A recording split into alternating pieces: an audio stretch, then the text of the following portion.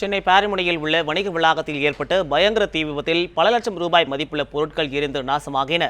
சென்னை பாரிமுனையில் வங்கிகள் செயல்படும் தனியாருக்கு சொந்தமான தாஸ் இந்தியா டவர் என்ற கட்டிடத்தில் திடீரென தீ விபத்து ஏற்பட்டுள்ளது. இந்த கட்டிடத்தில் தனியார் வங்கிகள் நிறுவனங்கள் செயல்பட்டு வருவதால் பொதுமக்கள் வங்கிகளில் பணம் மாற்ற காலையிலிருந்து வரிசையாக நின்று கொண்டிருந்தனர்.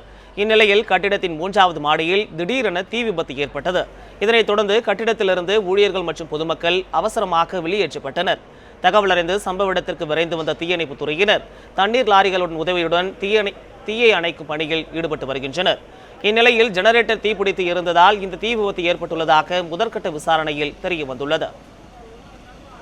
லெதர் பேக்கு லாட்டாக எடுத்துகிட்டு வந்து இங்கே ஸ்டோர் பண்ணியிருக்காங்க.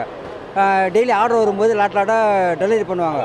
லெதர் பேக் உள்ளே வந்து ஸ்டோர் ரூம், அது ஆக்சுவலாக ஃபுல்லாக லெதர் பேக் தான் இருக்கும். அங்கே தான் ஃபயர் ஸ்டார்ட் ஆகிருக்கு. அங்கே ஸ்டார்ட் ஆனதுனால மேலே செகண்ட் ஃப்ளோர் எங்களுக்கு எஸ் பேங்க் லோன் செக்ஷன். அது மேலேருந்து கிட்டத்தட்ட ஒரு 60 பேர் கீழே ஏணி வேலை இறங்கி பார்த்துருப்பீங்க. ஃபுல்லாக நாங்கள் தான் கீழே வந்தோம். மேலேருந்து எங்களால் வர முடியல. ஃபுல்லாக நாய்ஸ் ஃபுல்லாக வந்து இறங்க முடியாத சூழ்நிலை. எல்லாம் படிக்கிட்டு வந்தால் லேடிஸ் கூட இந்த பக்கம் வந்துருப்பாங்க. கிட்டத்தட்ட 1 ஹவர் ஆச்சு. இப்போ தான் வந்து ஃபுல்லாக பண்ணிகிட்டு இருக்காங்க.